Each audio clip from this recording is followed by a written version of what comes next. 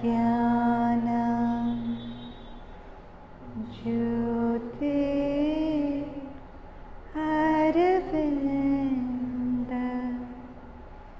सत्यं ज्ञानं सत्यं ज्ञानं ज्योति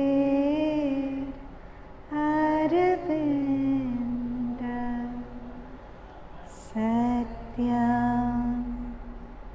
ज्ञानं सत्यं ज्ञानं ज्योति अरविन्द ज्योति अरविन्द ज्योति Arvind.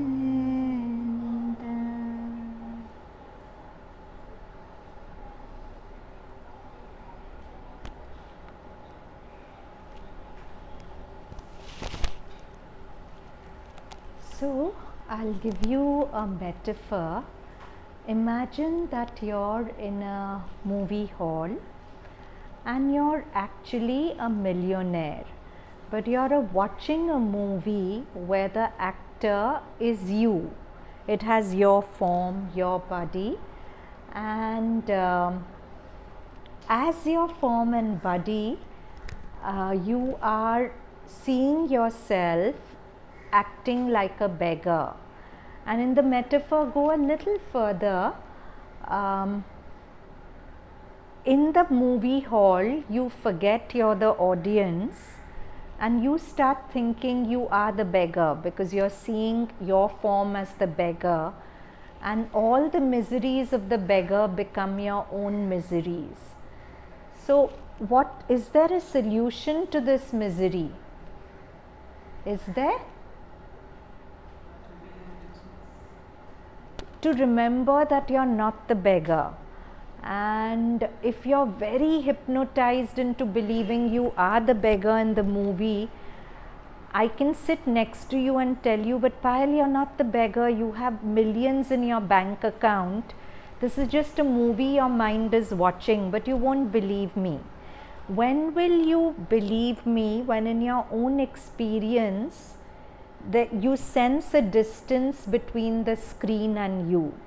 You realize that the screen is far away from you and the beggar is in the realm of the screen, in the dimension of the screen. Where you are, there is no beggar. That's the only way you'll realize. So the point is, in the poise of the witness, in the poise of the one who's sitting and watching, there is infinite abundance, abundance of love, abundance of consciousness, abundance of peace. But in the movie making that happens in your mind, you'll play different roles. You'll play a millionaire sometimes, a millionaire of happiness, sometimes a beggar, and that will go on fluctuating. So the surface you will go on fluctuating between abundance and wealth and poverty. But the real you, behind the virtual you, is a realm of infinite abundance and wholeness. So that brings us to the title of our talk, Faith and the Abundance of the Real. So will you believe me if I tell you that every single misery you have is self-created? We can't believe it because we feel it's created by things outside us. Because we feel that when the beggar in the movie is being beaten by a stick, he's really being beaten. So if you have a thought of, I'm being treated so badly by so and so, and I've always been treated badly, I always will be treated badly. And if I tell you that that's a creation of your mind, you'll feel I'm trivializing your pain. You'll feel that I'm not being empathetic. But the truth is that in the poise of the real, see, understand one thing, thoughts are happening here, but there's an awareness poise behind thought. There is someone who's aware of the thoughts, right? If there was nobody who was aware of the thoughts separate from thought, you'd not have awareness of them. If something is stuck on your eye, you can't see it. Only when there's a distance does it become visible. If you're conscious of your thoughts, there has to be a dimension to you which is outside the thought. Otherwise, you could never be conscious of them. Are you with me so far? Are you? So, in the dimension of that which is conscious of the thought, you are always whole, you are always abundant in peace and light and love. But only when you lose, when there's a kind of avidya is a term in yoga, represents spiritual ignorance. It's actually a hypnosis where you start believing that you are the actor in your mind, and there's a movie happening in your mind, the movie of thoughts. And when you start believing that that movie is real and you are that, then you start suffering. But if you yourself can be a constant reminder to yourself that every thought I'm having is just a dream I'm having in a waking state. It's not real, it's not a real statement of reality. I don't have to believe it until it makes me miserable. See, if you give thoughts half a chance, they will take you on so many trips that you're perfectly happy, and if you let them run amok, in 15 minutes you'll be a ball of misery. Thoughts can do that to you.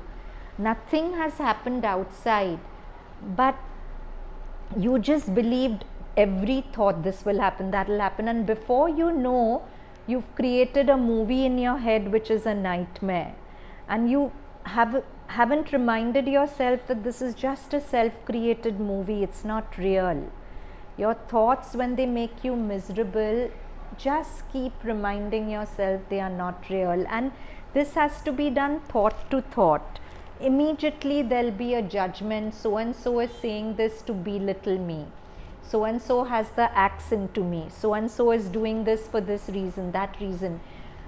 At that moment, you have to take your judgments with a pinch of salt, because every judgmental thought will have an element of your imagination, your conditioning, which will really take it away from the truth. What does it cost you? For example, this is totally hypothetical, but Isha says something that makes me feel that she's pulling me down, and the thought comes, Isha saying this to pull me down. What does it cost me to just drop that judgment? Just to say it's a thought in my mind.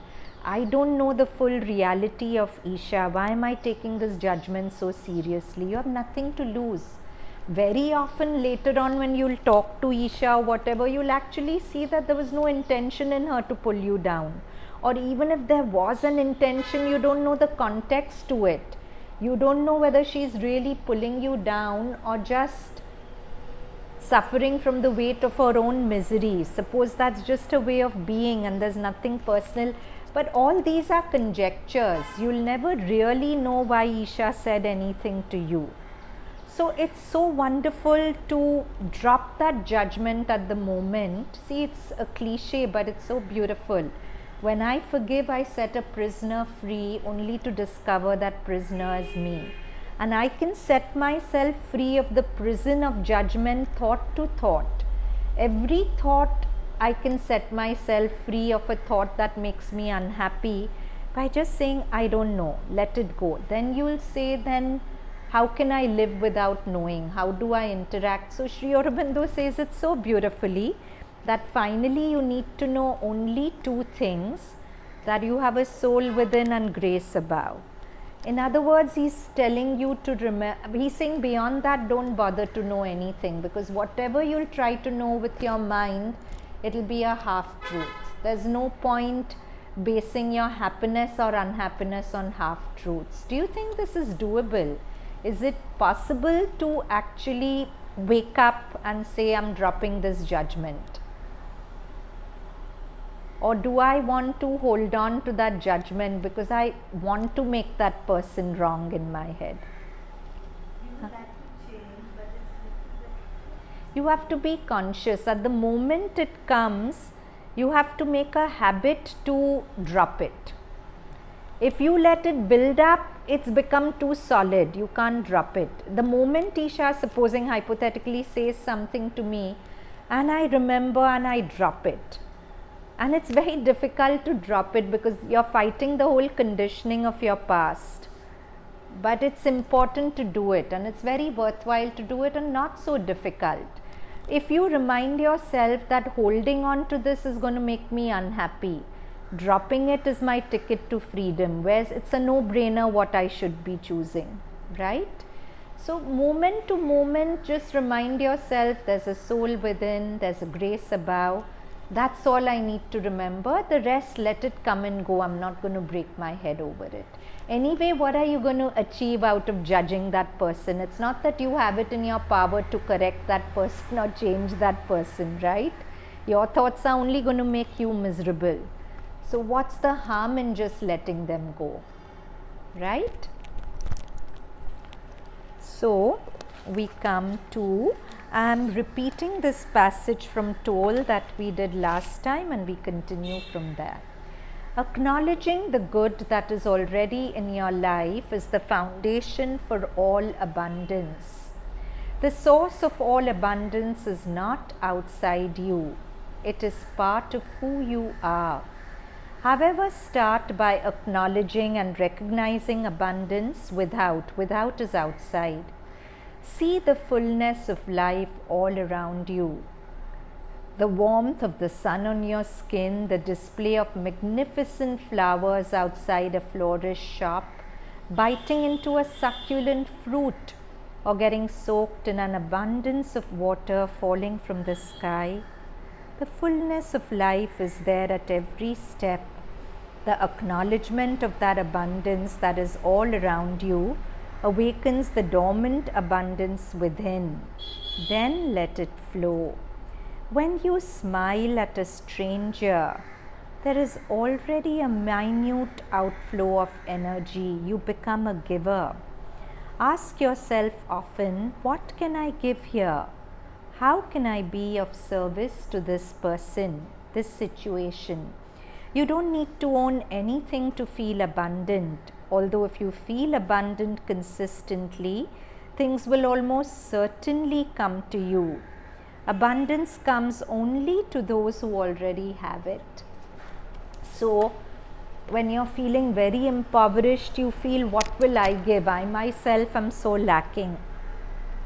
But if you start giving, you already start discovering the abundance that you have. In little things, if you take the focus off yourself and you start thinking in little ways, how will you make others happy? It's amazing how in giving you start feeling abundant. So there was a story on the internet, I forget the name of the millionaire, but there was a famous millionaire and he had a terminal illness, and he was told by the doctors that you're going to die in 6-7 months. And he did some real soul searching, and he said that I'm anyway going to die and I have so much wealth. Let me do something by which I'll be remembered. So he just started, he was a clever man. To be a millionaire, you have to be clever.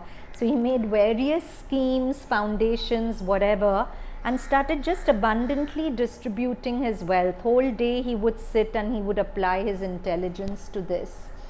6 months came and went, his reports started getting better and better and better, and this is a true story. I'll tell you the name of the person. It's who?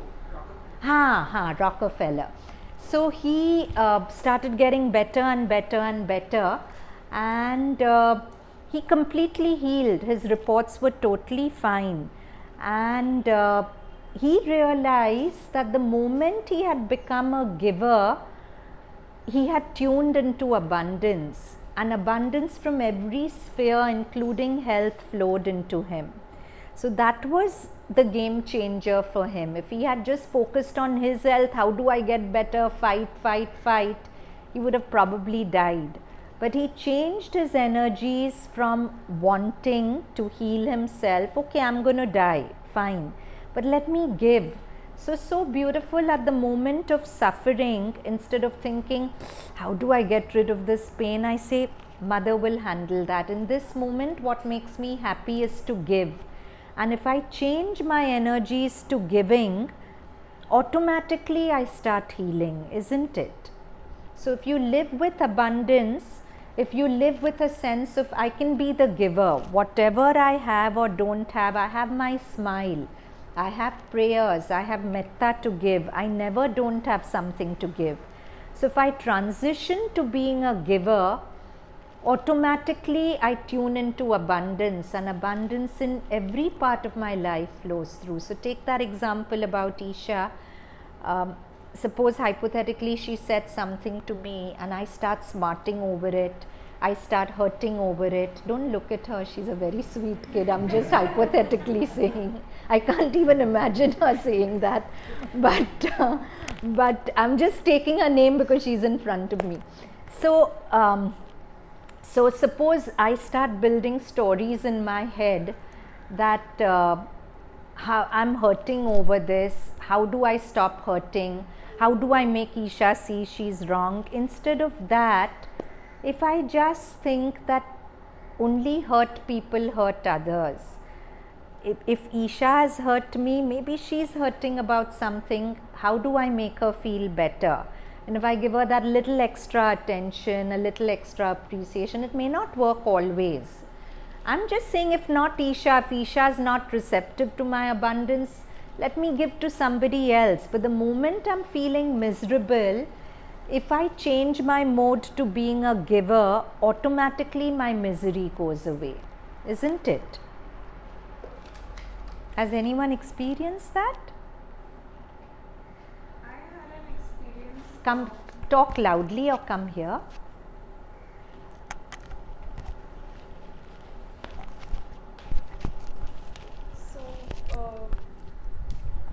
For a long time I was not in a good place, and I had to go to a wedding of a close person, which was one of these very intense functions.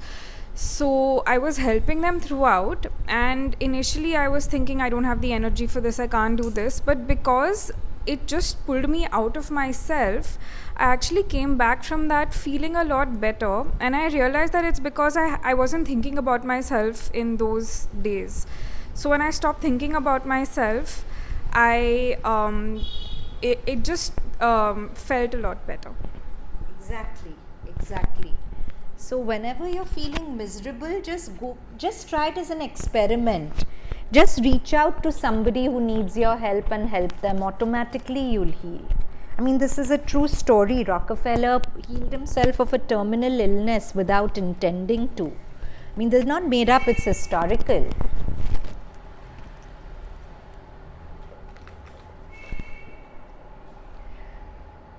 So, ask yourself often, what can I give here? How can I be of service to this person, this situation? You don't need to own anything to feel abundant. Although if you feel abundant consistently, things will almost certainly come to you. Abundance comes only to those who already have it. So now these are beautiful lines in Savitri. They are lines to really reinforce your faith in yourself, faith in your abundance, faith in who you are. So the lines go, if in the meaningless void creation arose. At the Big Bang, first there was nothing, there was a void. The very fact that when the Big Bang happened, out of nothing, this magnificent creation arose, it's a proof of the magic that life is. If in the meaningless void creation rose, if from a bodiless force matter was born, if life could climb in the unconscious tree, its green delight break into emerald leaves. So Darwin's theory of evolution, first rock, then plants. Okay, so its green delight break into emerald leaves, and its laughter of beauty blossom in the flower. If sense could wake in tissue, nerve and cell, and thought sees the grey matter of the brain. So after the plant kingdom came the animal kingdom. So sense awoke in tissue, nerve and cell. And then from animal came the human, and thought sees the grey matter of the brain. And soul peep from its secrecy through the flesh. How shall the nameless light not leap on men? And unknown powers emerge from nature's sleep. So she's saying that if all this has happened, man's future to the evolve, if animal has evolved, if plant has evolved to animal, animal to man, it's a sure thing that man will evolve to a higher species. It's the natural progression of the course of evolution. And unknown powers emerge from nature's sleep.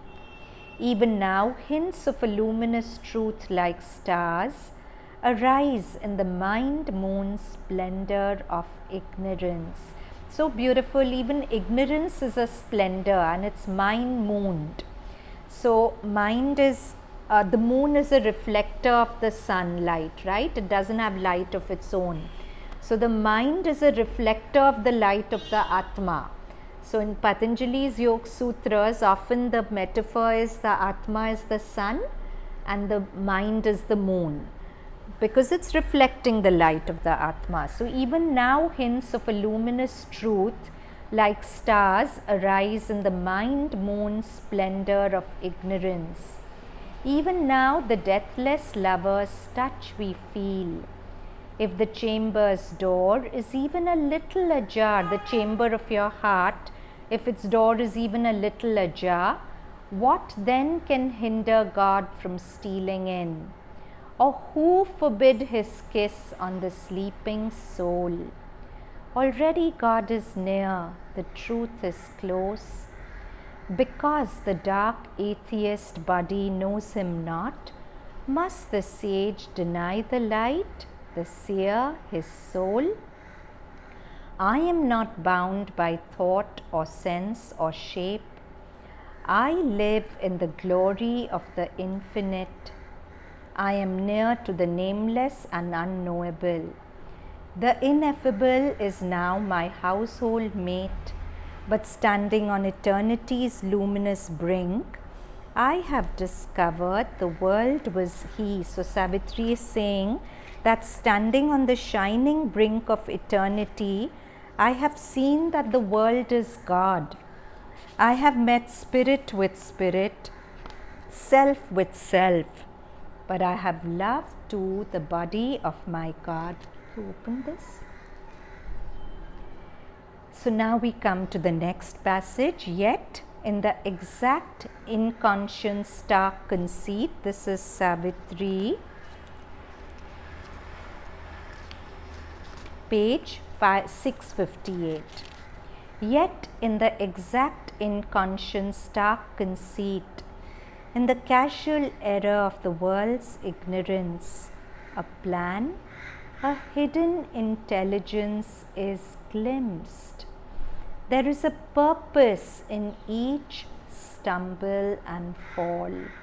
These can be most hope-giving lines. In the casual error of the world's ignorance seemed to be a casual error, but a plan, a hidden intelligence is glimpsed. There is a purpose in each stumble and fall. Nature's most careless lulling is a pose, preparing some forward step, some deep result. Ingenious notes plugged into a motive score. These million discords dot the harmonious theme of the evolution's huge orchestral dance. So this tells us that if there's a purpose in each stumble and fall, then once and for all our fear of making mistakes is gone, no? I think our biggest mistake is, our biggest fear, or among our biggest fear, is the fear of making a mistake and facing the consequences of that mistake. Like we feel if we do something wrong, something very bad will happen, right? But this is saying that there's a purpose in every stumble and fall. Even if you make a mistake, that mistake is made through you for a purpose. This is a recurring theme in Savitri. Somewhere else he says, the supreme diplomat makes our fall a means for a greater rise. So you have to learn, and I repeat this again and again because I think it's a human thing, that one of the emotions that comes to us most easily is guilt, isn't it? I've done something wrong and I feel so horrible about it and I keep cursing myself. So Mother has said that of all emotions you feel, the one most corrosive to your growth is guilt. Whatever you've done, good, bad, learn from it and move on. Don't grovel in guilt. Now there's a young boy who's been coming for our classes for a very long time. So he's heard this a lot. So he's reached a point where he never allows himself to feel guilty about anything. Now that is also an imbalance, because the right amount of guilt will give you that little bit of pain where you'll put a will not to repeat the same mistake again.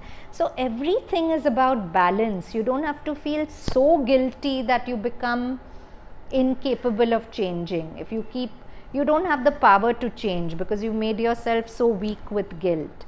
But you don't have to be so thick-skinned also that you don't realize the damage you cause.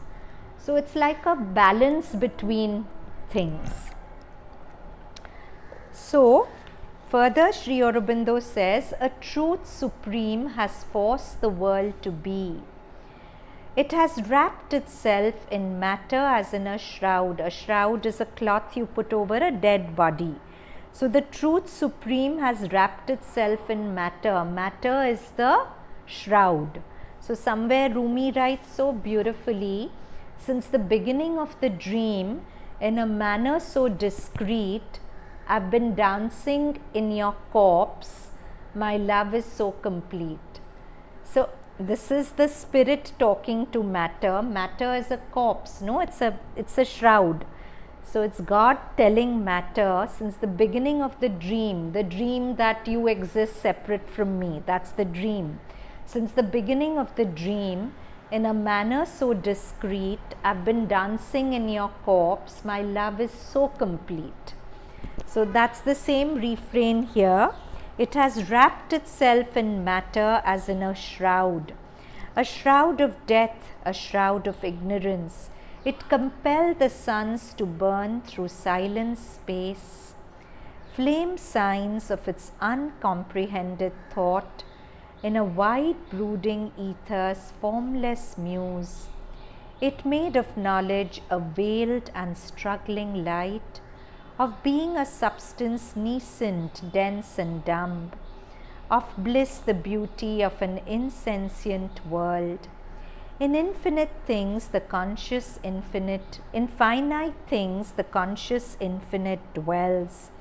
Involved it sleeps in matter's helpless trance. It rules the world from its sleeping senseless void. Dreaming it throws out mind and heart and soul, to labor crippled, bound on the hard earth. A broken hole, it works through scattered points.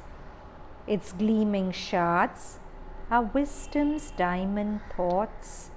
Its shadowy reflects our ignorance.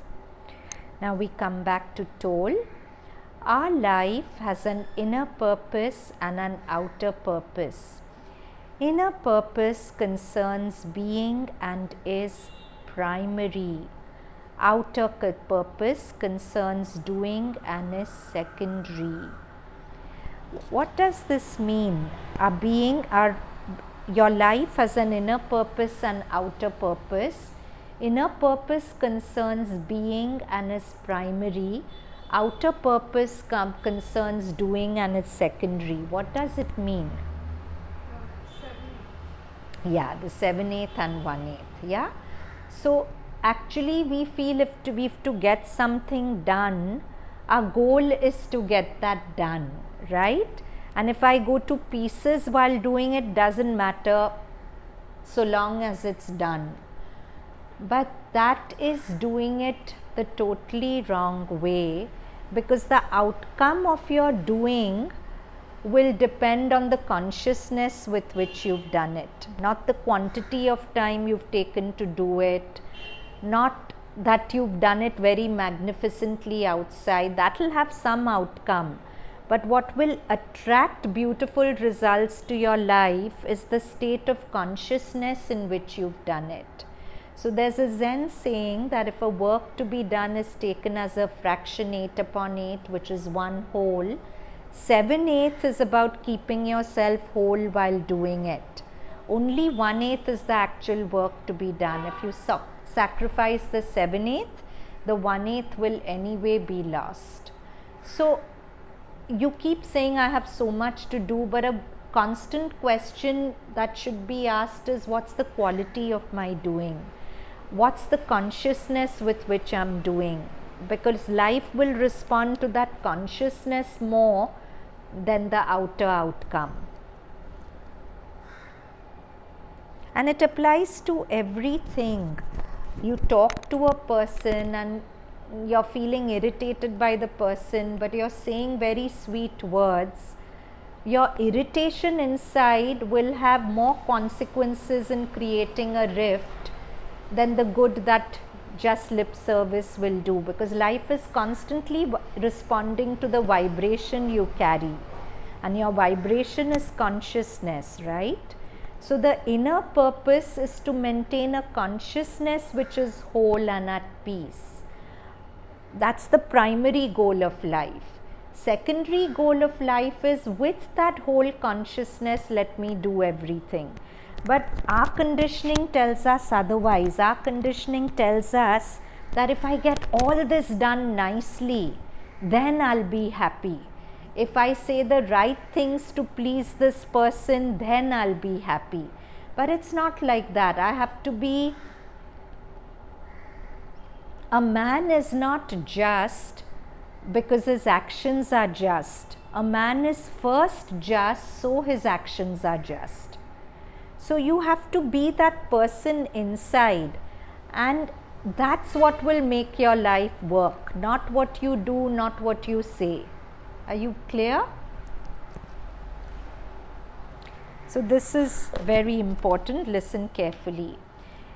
The true or primary purpose of your life cannot be found on the outer level.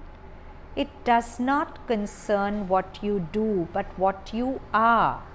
That is to say, your state of consciousness. Action, although necessary, is only a secondary factor in manifesting our external reality. The primary factor in creation is consciousness.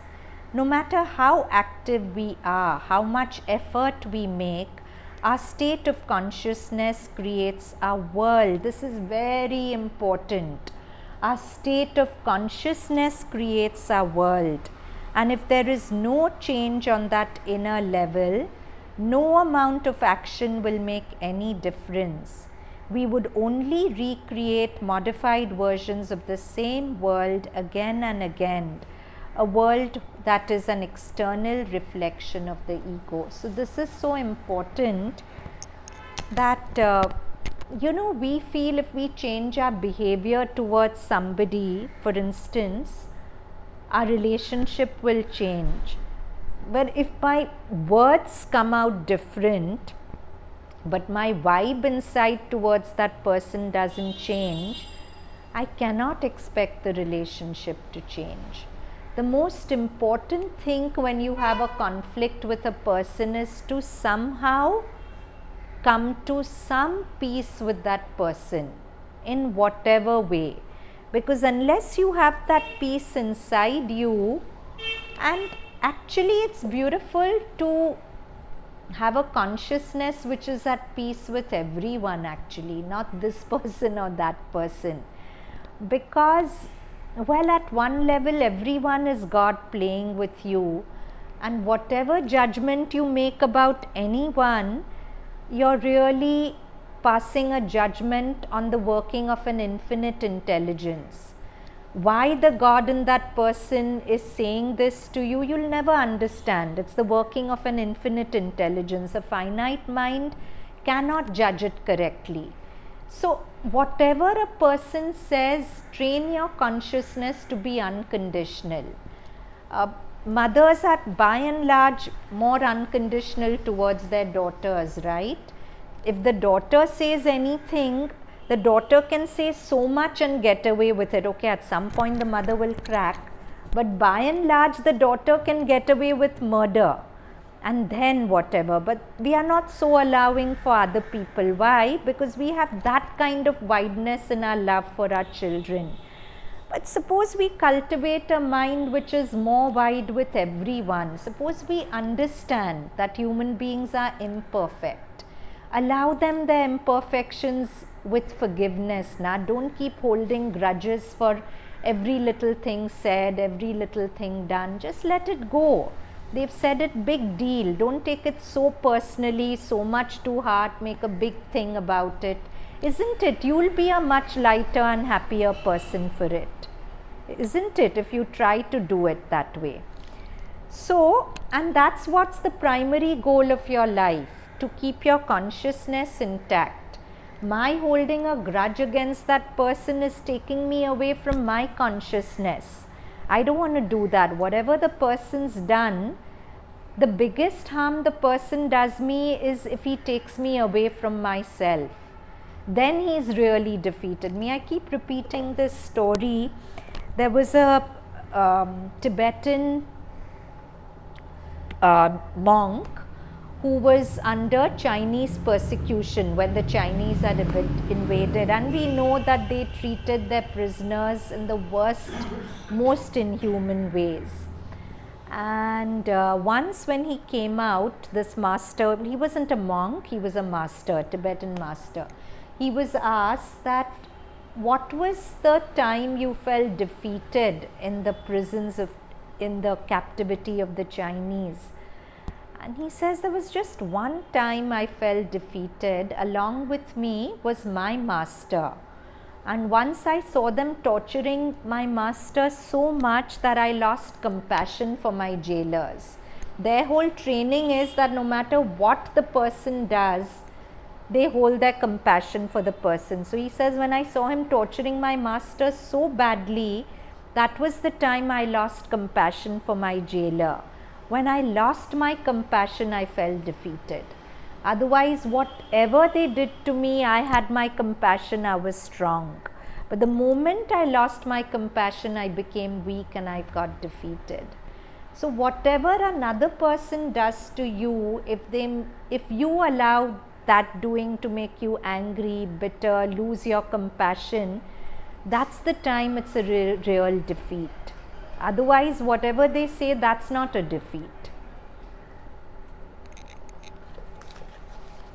Yeah, sometimes you have to speak up to protect yourself, but you'll protect yourself the best when you speak without that kharkhar inside. When you're at peace inside, but you're seeing rationally that this is out of place and I need to speak up. And you're speaking up out of that truth, not out of anger, not out of defensiveness. Action, although necessary, is only a secondary factor in manifesting our external reality. The primary factor in creation is consciousness. No matter how active we are, how much effort we make, our state of consciousness creates our world. So important. No matter how much effort you make on the outside, if you don't change the consciousness here inside you, your life outside cannot change. And if there is no change on that inner level, no amount of action will make any difference. We would only recreate modified versions of the same world again and again, a world that is an external reflection of the ego. Yeah? So, very important to keep reminding yourself at every moment, what is the primary purpose of my life? What is it? Anyone? What is the consciousness I'm living with? Not to get things done outside, not to convince somebody outside, but am I holding a consciousness of faith and joy, remembrance, whatever is my anchor? Am I holding that consciousness at every moment? That is primary. So if I would in fact stop doing an action and get back that consciousness if I've lost it, and then continue doing the action. Because any action you'll do from a flawed consciousness, it will be flawed at some level, and it will attract flawed consequences.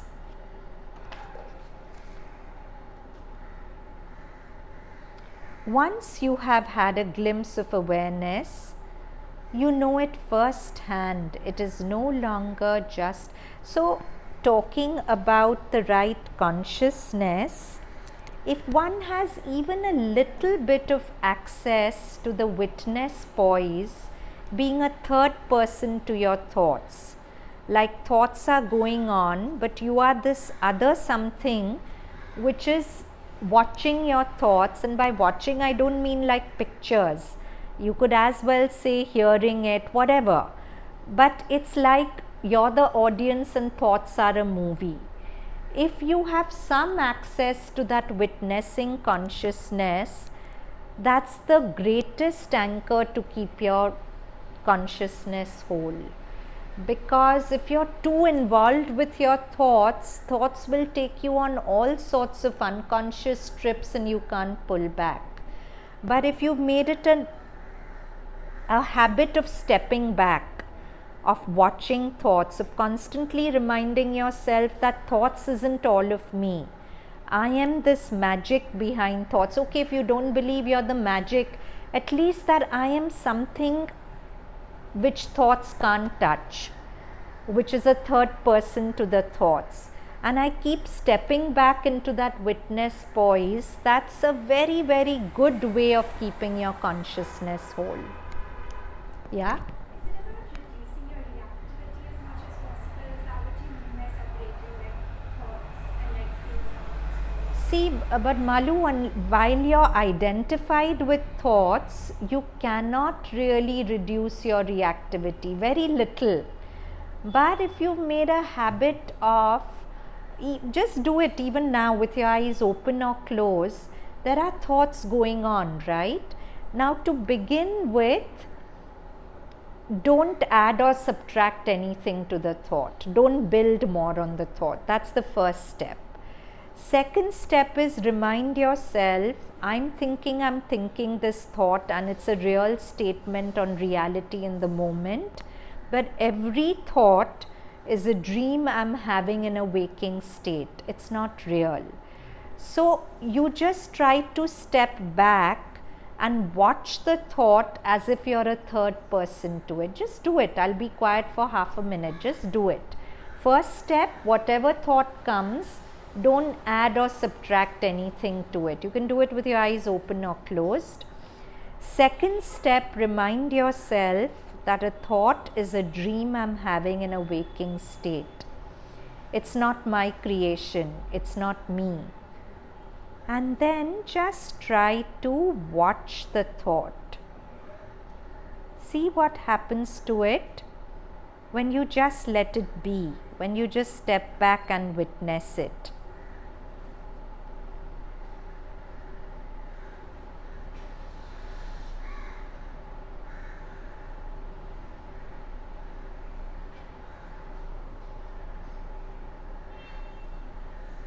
As if you're sitting high up on a mountain, thoughts are happening in a valley below.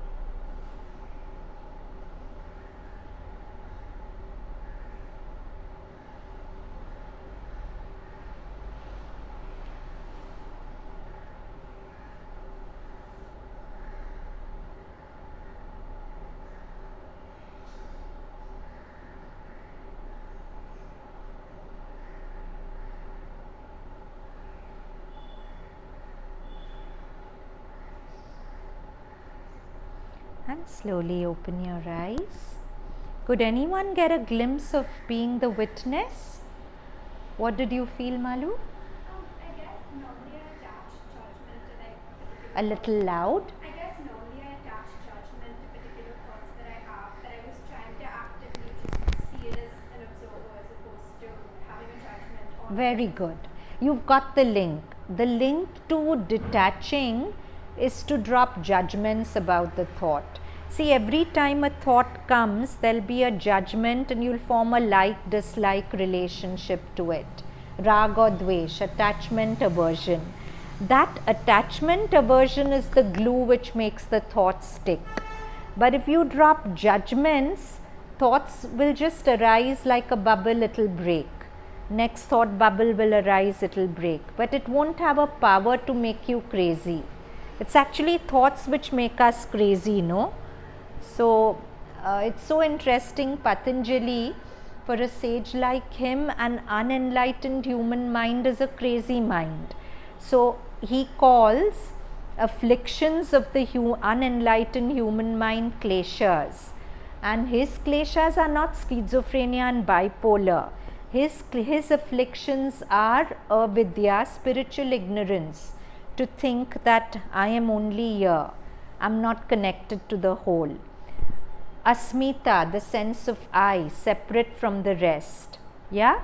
So I am living as if I want good only to happen here. I am not really concerned with the rest, and that's real madness, no? And I thought about it just last week. I had a very minor ear infection and it was a slight pain in the ear, but what I noticed is it was making my whole body feel very tired and lethargic.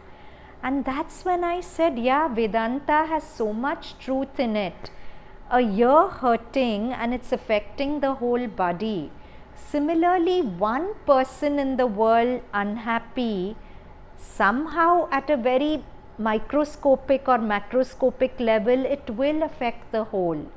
So if I'm not going to bother about keeping my family member happy, or the stranger on the road happy, or my neighbor happy, somewhere that unhappiness is going to reach me, because the part always affects the whole.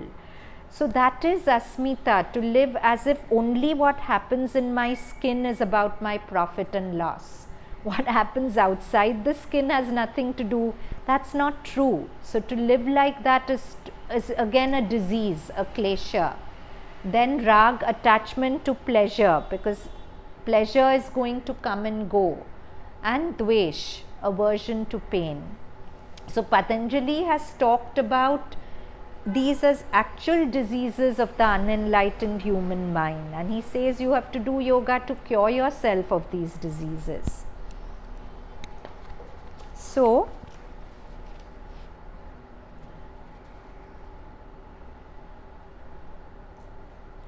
once you've had a glimpse of awareness or presence, you know it firsthand. So Malu, when you would have dropped judgment about thoughts, you would have sensed an emanation of a slight peace arising. That peace comes from the awareness behind thoughts, the abundance of the real. The consciousness behind thoughts is the real, and it's always abundant. Lack is only perceived in the movie making thoughts. It is no longer just a concept in your mind. You can then make a conscious choice to be present rather than to indulge in useless thinking. You can invite presence into your life, that is to say, make space. With the grace of awakening comes responsibility. You can either try to go on as if nothing has happened, or you can see its significance and recognize the arising of awareness as the most important thing that can happen to you. And this is not an exaggeration. The arising of awareness, the arising of the witness poise, the consciousness that I'm not the thought, I'm something behind the thought that observes it. That can be the most important thing to happen to you. Opening yourself to the emerging consciousness and bringing its light into this world then becomes the primary purpose of your life. So as we said, we are also energetically whole. Even if there's a person who's very unhappy and not at peace, but I am maintaining my wholeness, I am stepping back into the witness poise, I am feeling the peace of that witness poise arising. Without my knowing anything, it will reach that person and change it. So what I can do very little with my efforts, with my thoughts, with my words, but the consciousness behind is all powerful. When I tap into it and I disappear and that takes charge, then that's when life becomes a series of miracles.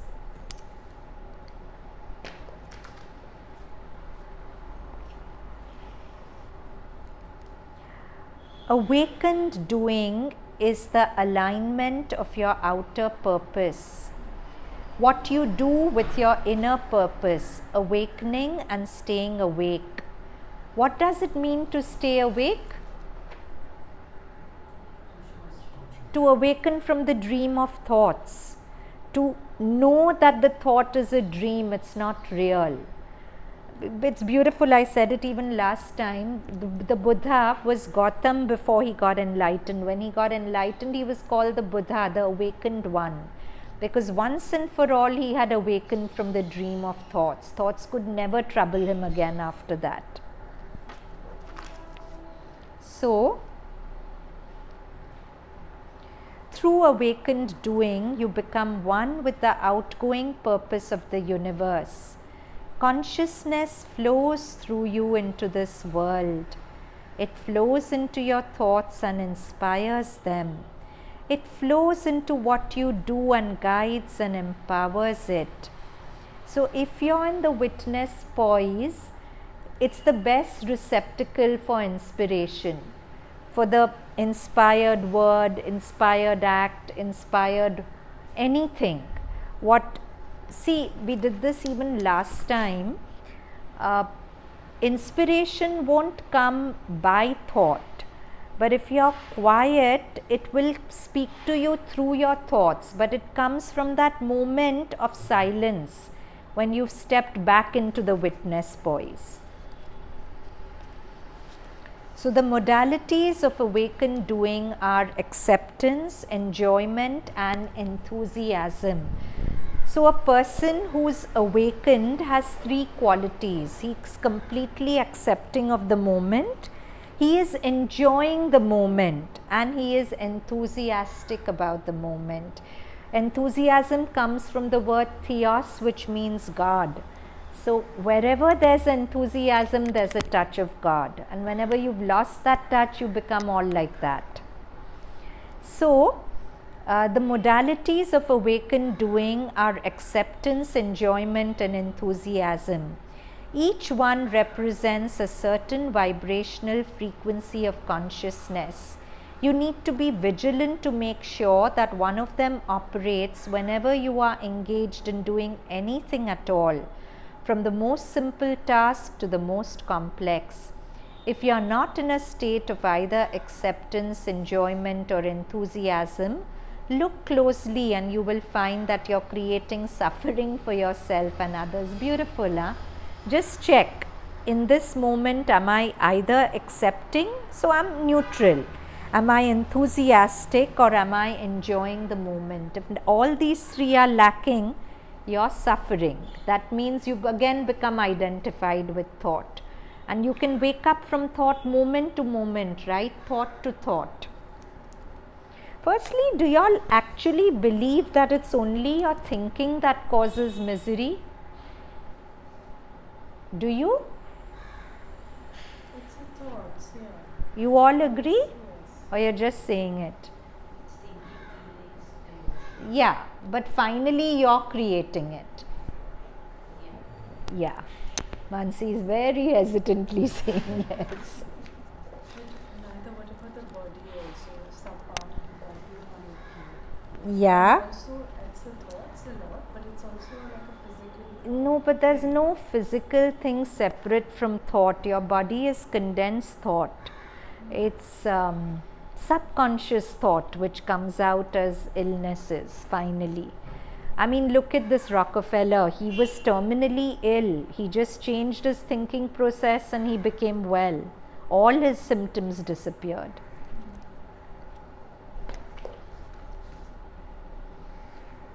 Whatever you cannot enjoy doing, you can at least accept, and that this is what you have to do. Acceptance means, for now, this is what this situation, this moment requires me to do, and so I do it willingly, without grumbling. If you can neither enjoy nor bring acceptance to what you do, stop. Otherwise, you are not taking responsibility for the only thing that you can really take responsibility for, which also happens to be the one thing that really matters, your state of consciousness. See, why is he saying the only thing you can take responsibility for is your state of consciousness? Why?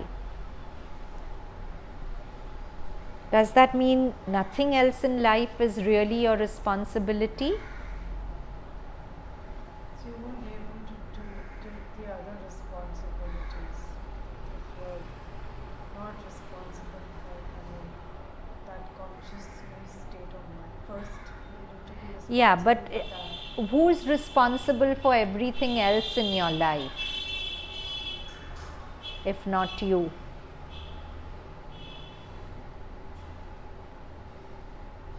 Mother, no? God, whatever. That is already taking the responsibility of everything else, right? So, Why you don't blame God or the mother at the question you asked? Basically, then you are blaming at one particular point of time. no, this is not about blame. Yeah, you're right. You can misconstrue it. But this is about faith, that it's not, when I say take responsibility for, don't translate it in your head as who do you blame for it. Not that. Responsibility means the onus of resolving. That's what I mean by responsibility. Who has the onus of resolving things that are problematic? That's finally the mother's responsibility, right? But what has she given you the responsibility for? Look after your state of consciousness. Keep yourself happy. Rest, I'm doing everything anyways. But if you don't take responsibility for that one thing, mother's force can't act, because you're shutting out the light every time you're unhappy and whatever. The only thing mother wants from us is to have a consciousness which is always peaceful and happy, no matter what. If we can do that much for her, in time to come, she's resolving everything else for us. Yeah? Is it only for negative emotions that you should like step back and look at it as a touch, like audience? So you're saying, is it only dvesh or aversion to pain? No. Rag, attachment to pleasure, is the more tricky thing, because every time you think a thought of attachment, Patanjali will say you're sowing seeds for future pain. See, Patanjali was a very wise man. He never said pleasure is wrong. He never said enjoyment is an illness. He's saying life is to be enjoyed, but it's attachment to the pleasure which is wrong. So if somebody has made you feel good, you'll keep wanting to be with that person so he can make you feel more good, till you'll become a burden to that person. Till the same person who's making you feel good will actually shoo you away and you'll feel like what's happened. But if you had just enjoyed the feel good, not expecting it to replicate, it won't. The same feel good will not happen again. You never step into the same river twice. Life proves this to us again and again, but we just don't learn. So every time a thought of, wow, that person made me feel so good comes, and you want to keep thinking of it again and again, step back, witness, let it go. Because the more you identify with it and build a samskara, the more seeds for future pain you're sowing. It's definitely going to come. In fact, sometimes rag is more dangerous than dvesh also. Because the more heavily attached you are to something, sooner or later the more pain it will give you. Expectation increase. Expectation and that almost greed for that pleasant experience. I want it more and more and more, and in the same way, but it's not going to happen. I'm saying this, but I know it's very difficult to internalize. You'll understand why you should detach with pain easily. But when I'm telling you to give away thoughts which excite you and make you feel good, that's more tricky. I'm not telling you to not enjoy, but take a reality check. The same experience is not going to come to you in the same way again, even if you meet the same person again. Yeah. So Toll is saying, if you are not taking responsibility for your state of consciousness, you are not taking responsibility for life. Joy does not come from what you do, it flows into what you do, thus into this world from deep within you. So we feel we have to do something that gives us joy, but Toll is saying it's the opposite. The action won't give you joy. If you've tuned into the abundance of the real, you already have that joy, and that joy will flow into anything you do, and anything you do will become joyful. You will enjoy any activity in which you are fully present. Fully present means non-judgmental awareness. The Buddhists have a beautiful definition of mindfulness. They say mindfulness is deliberate and non-judgmental attention to the moment. How simple and beautiful. Deliberate means you're making an effort to pay attention to the moment, and it's completely non-judgmental. You're paying attention, you're observing, dropping all judgments. So mindfulness is paying deliberate, non-judgmental attention to the moment. So, and when you are mindful, doing anything becomes joyful. But when you're lost in your dream of thoughts, you're not even aware of what you're doing and you don't enjoy it. Our addiction to tea, coffee, or whatever we are addicted to, cigarettes, we'll reach out for it, and while we are drinking our tea, we are not even tasting it. We are thinking of 100 other things.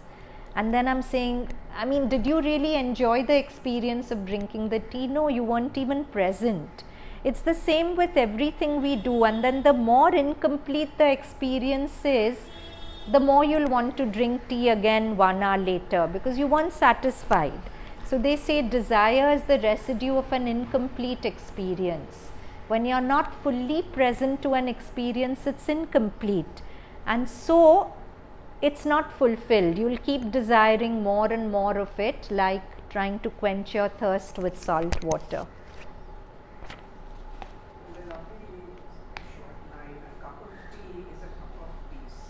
If you make it so, otherwise it's just a cup of agitation. Yeah, it's you're drinking it, but you're as agitated and you want more. You will enjoy any activity in which you're fully present, any activity that is not just a means to an end. It isn't the action you perform that you really enjoy, but the deep sense of aliveness that flows into it. That aliveness is one with who you are. This means that when you enjoy doing something, you are really experiencing the joy of being in its dynamic aspect. That's why anything you enjoy doing connects you with the power behind all creation, the abundance of the real. Anything that you really enjoy doing, in a way, it connects you to the source. Oh, these are some beautiful prayers and meditations of the Mother. We all know Mother used to maintain a spiritual diary in which she used to write her prayer and meditation. So, August 2nd, 1913.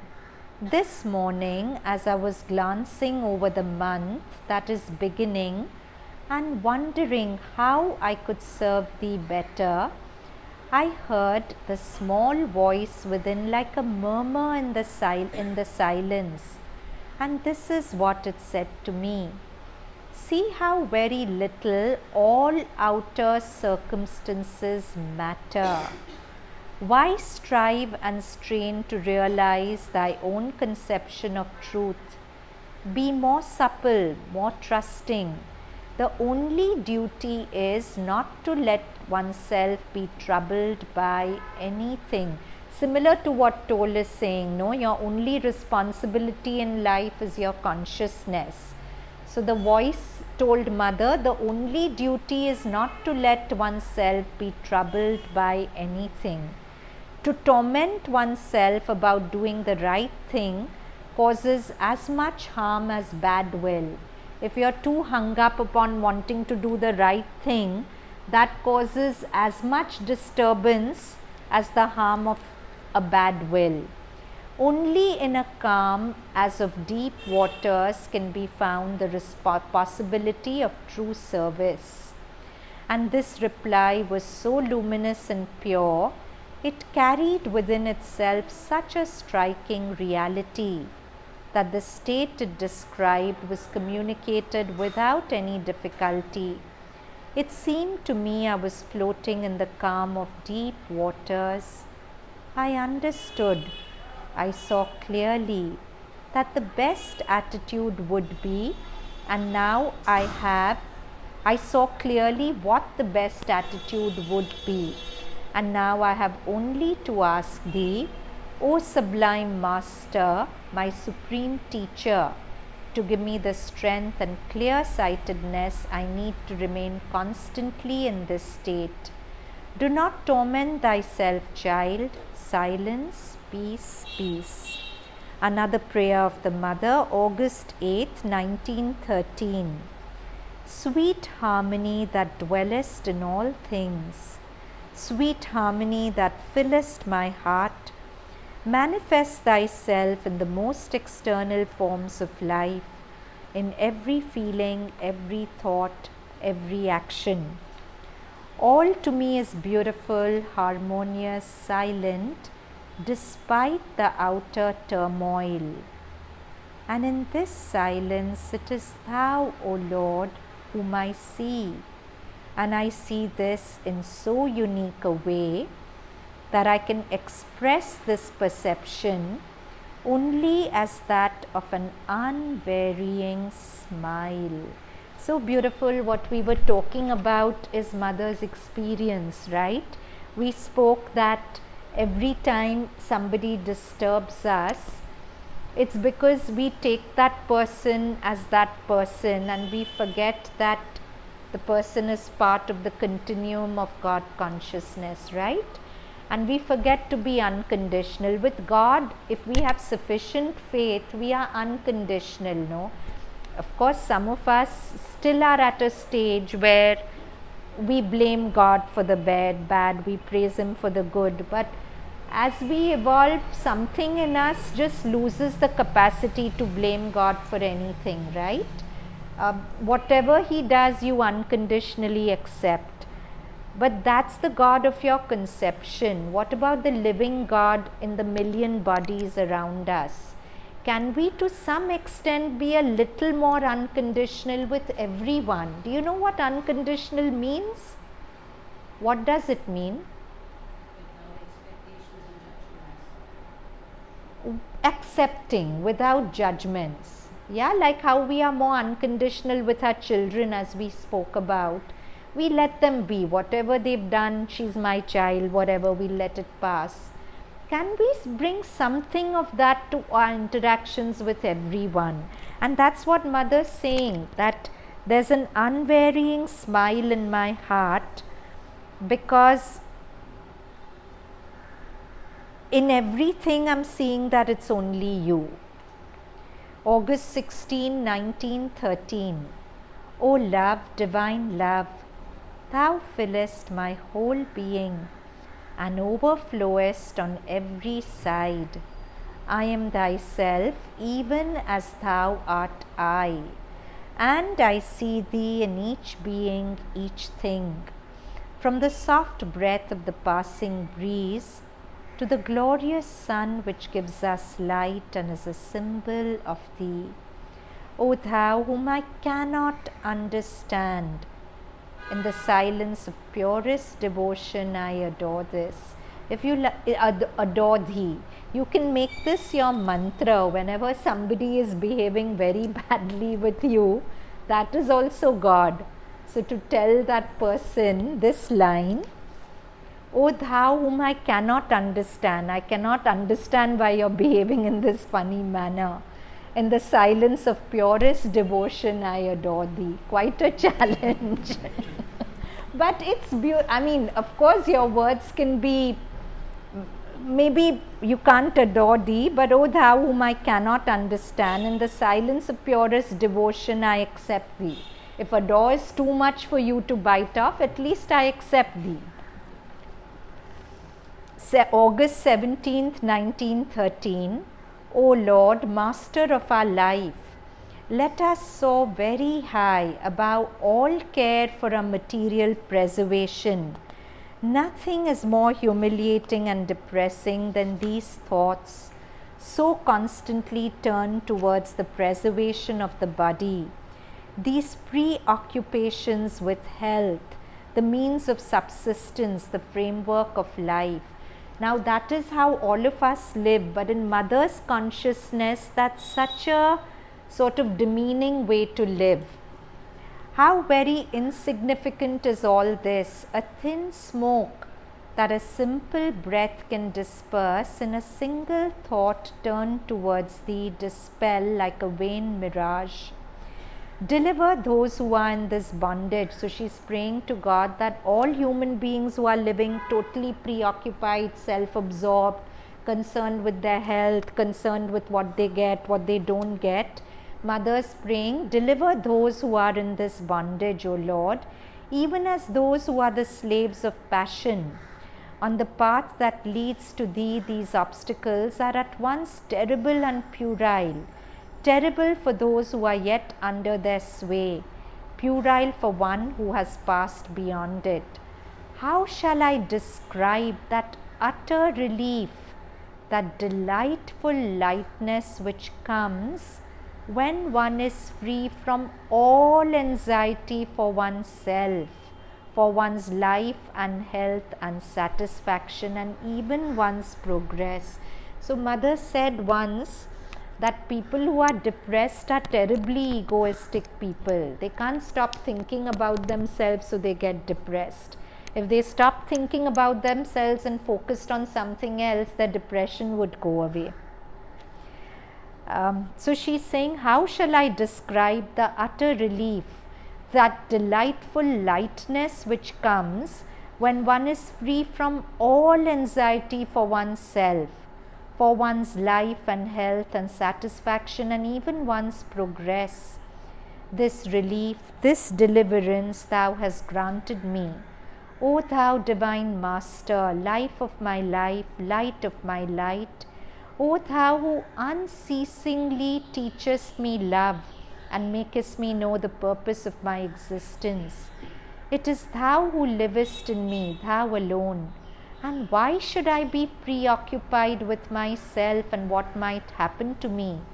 Without thee, the dust constituting this body that strives to manifest thee would disperse, amorphous and inconscient. Without this sensibility which makes possible a relation with all other centers of manifestation would vanish into a dark inertia. Without thee, this thought that animates and illumines the whole being would be vague, vacant, unrealized.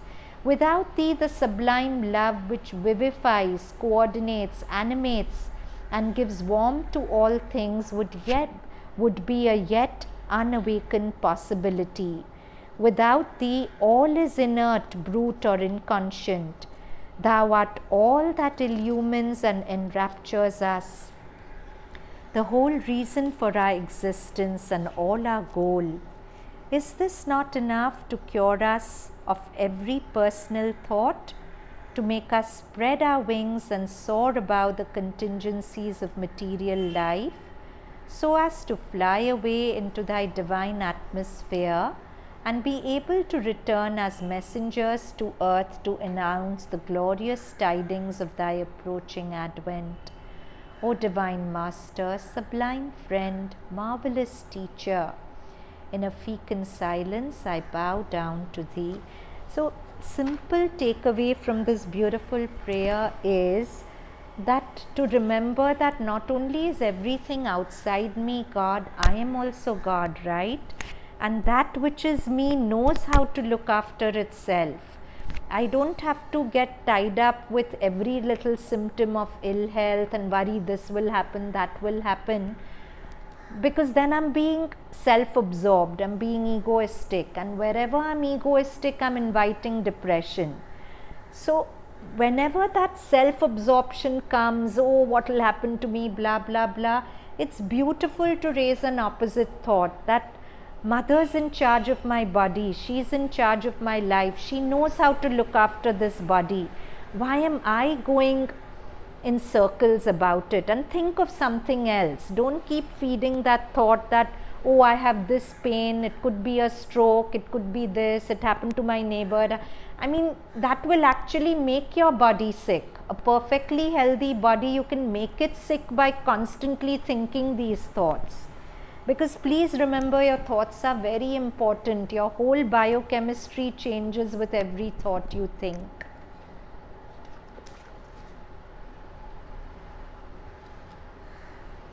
Two things, this is July 18th, 1914. Two things remain unshakable despite all storm winds, even the most violent: the will that all may be happy with true happiness, thine, and the ardent desire to reunite perfectly and be identified with thee. How beautiful if you really, and this was Mother's consciousness. These were two things which were constant in her heart and mind. What was the one thing? The will that all may be happy with true happiness, the happiness that comes from the divine. And two, to unite with God. Can you imagine how sort of advanced you have to be that these two things are a constant in you? If you compare it to what is constant in all of us, I mean, we'll be lucky if once in a week something like this really becomes a priority, or once in a month. But Mother had a consciousness where this was a constant in her.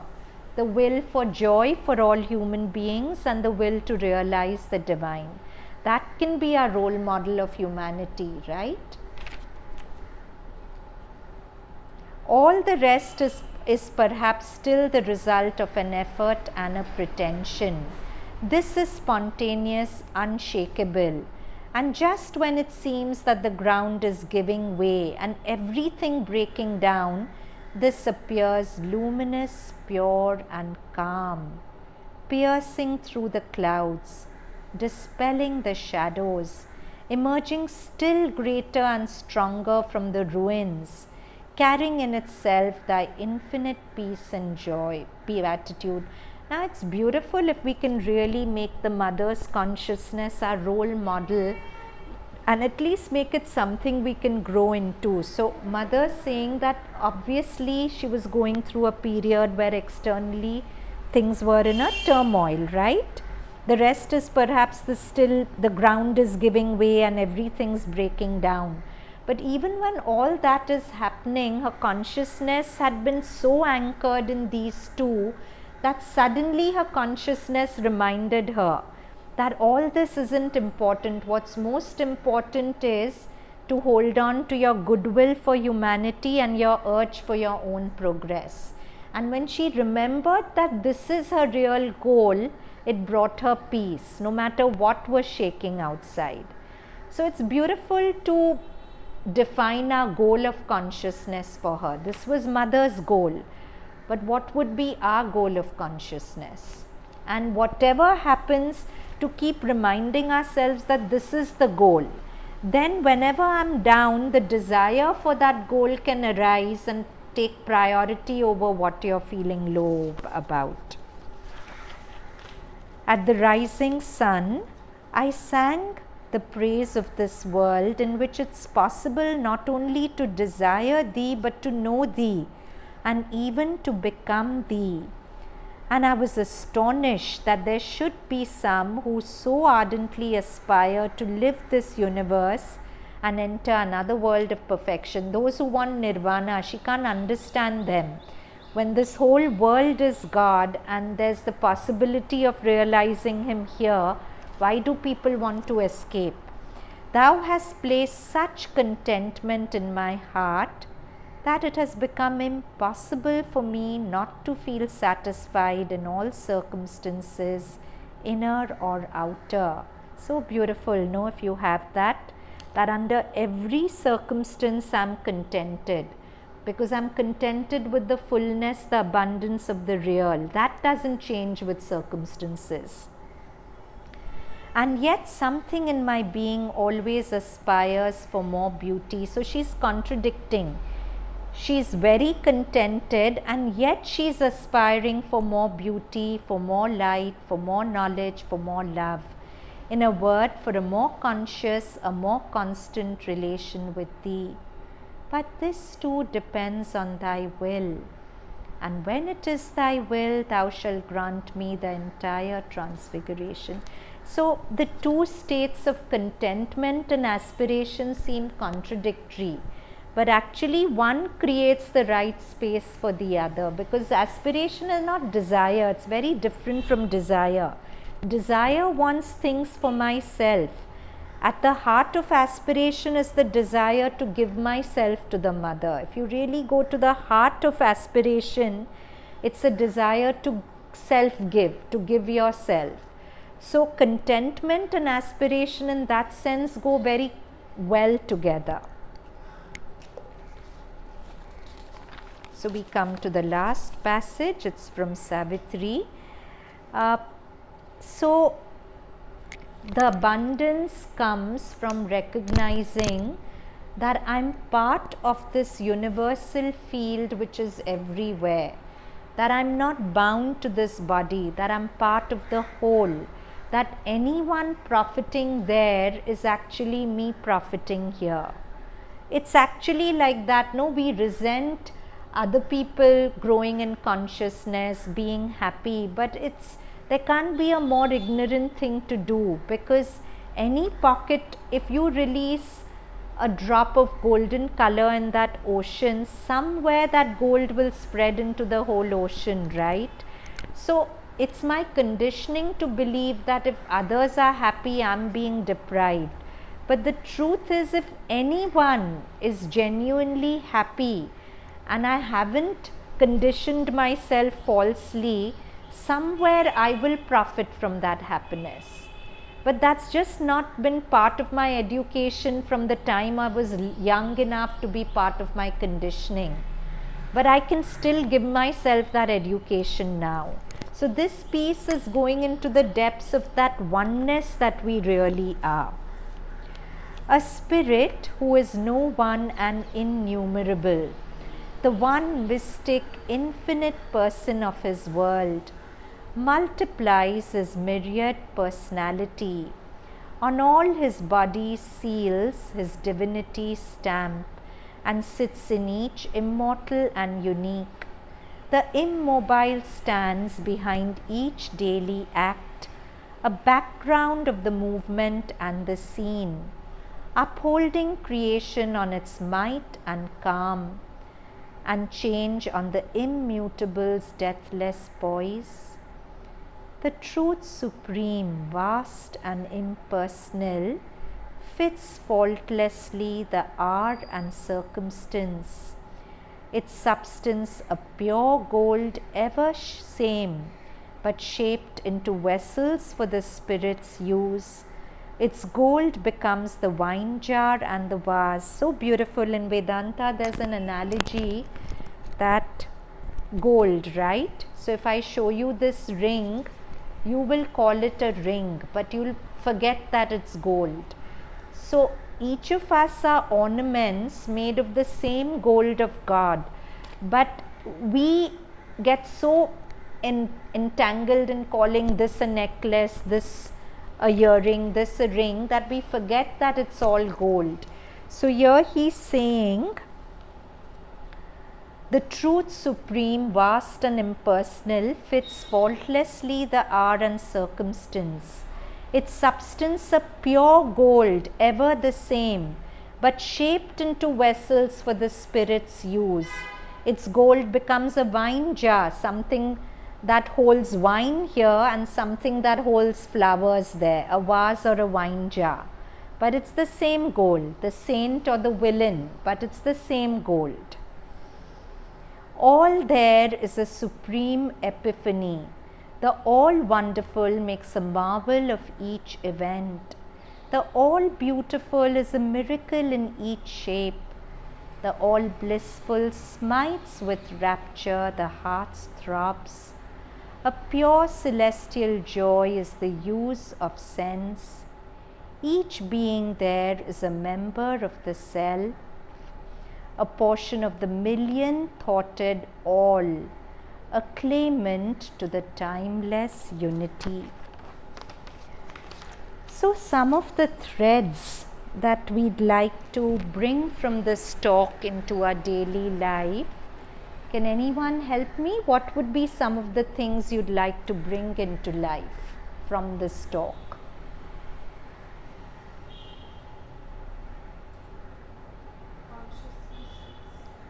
Is the only thing we should be bothered. first important thing that you remember that whatever you do is secondary.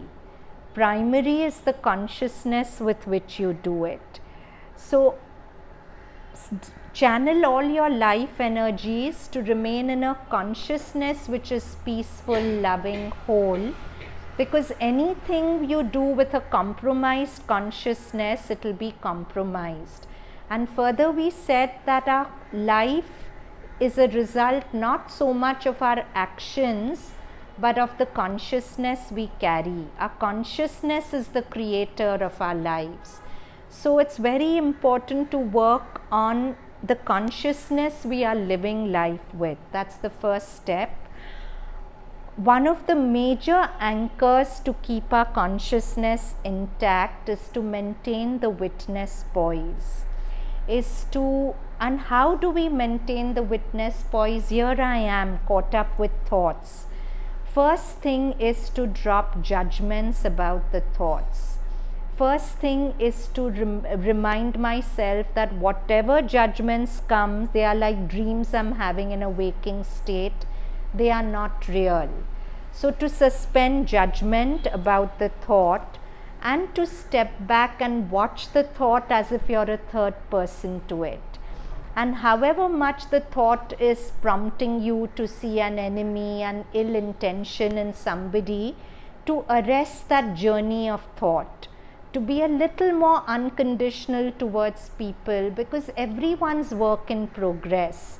Everyone's imperfect. Can I be a little more allowing with human imperfections? And what will help me to be more allowing is to remind myself that everyone is God in evolution at different points in the evolutionary curve. So, beautiful mother says to God that, "O thou who I cannot understand, but let me adore you." So to the difficult person, if I can't adore, at least let me say, "O thou who I cannot understand, let me at least accept. I won't understand your behavior, but at least I can drop judgment towards it, because my judgment will anyway be wrong. It will never be 100%. Only this one practice of out of 10 times you judge, even twice if you drop judgments, it will go a long way in changing your consciousness. Yeah. And then that beautiful prayer of the mother, where she said that the constant goal in her life was that she wanted good for everyone around and she wanted union with the divine. And she implied through the prayer that even when the sea got very stormy and her boat rocked, even when she was feeling a little like that, suddenly this would come up and it would bring back calm and peace. So if you always remember your goal. If every day you affirm your goal for your consciousness, I would say make a goal for your consciousness. We are too busy defining ambitious goals for our life outside. Define that. That has its place. But define a goal for your consciousness, and many times during the day, repeat that goal to yourself, so that when you're low, you'll suddenly remember, I'm low because this external target is not being met. But that can't take me away from pursuing the goal inside. And the moment you remember that, you'll come back to peace. Yeah? So there are many little take homes which you should practice. Otherwise, this class is just a feel good and you come back week after week unchanged, then it's a little pointless. You must take it and practice it in life. And it's wonderful to share what worked, what didn't work. Yeah? So we meet next week. Now let's end with 3 ohms.